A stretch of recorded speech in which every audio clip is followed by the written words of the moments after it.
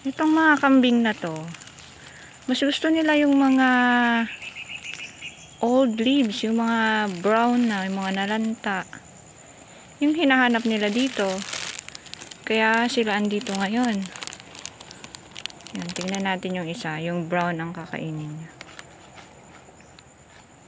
Yun.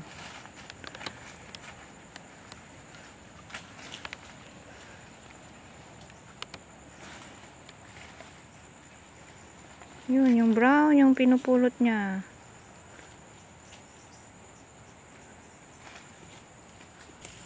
Oh, yung brown na dahon ng Gymnelina ang kinakain.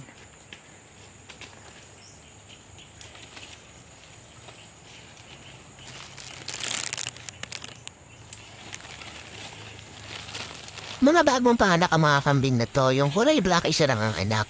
Yung may kulay brown at white, dalawa ang naging anak niya. Oh, pati yung maliit. Ang problema, mag-over the backod sila. Doon lang kayo doon. Kaya pumunta dyan. Ito ang kailangan niya ng vitamin sa mapurga.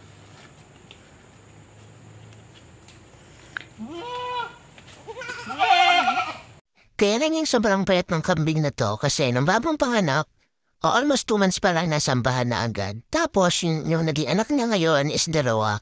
Kaya lalo siyang naging pumayat. Yung lesson namin dito, dapat pala napurga siya tapos nabigyan agad siya ng vitamins.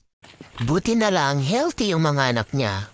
Kaya yung mga bagong panganak, pinurga na namin at binigyan na rin namin ng vitamins. Ito yung mga anak nila, nabigyan na rin ng vitamins. Ana! Mga lumingon si Ana.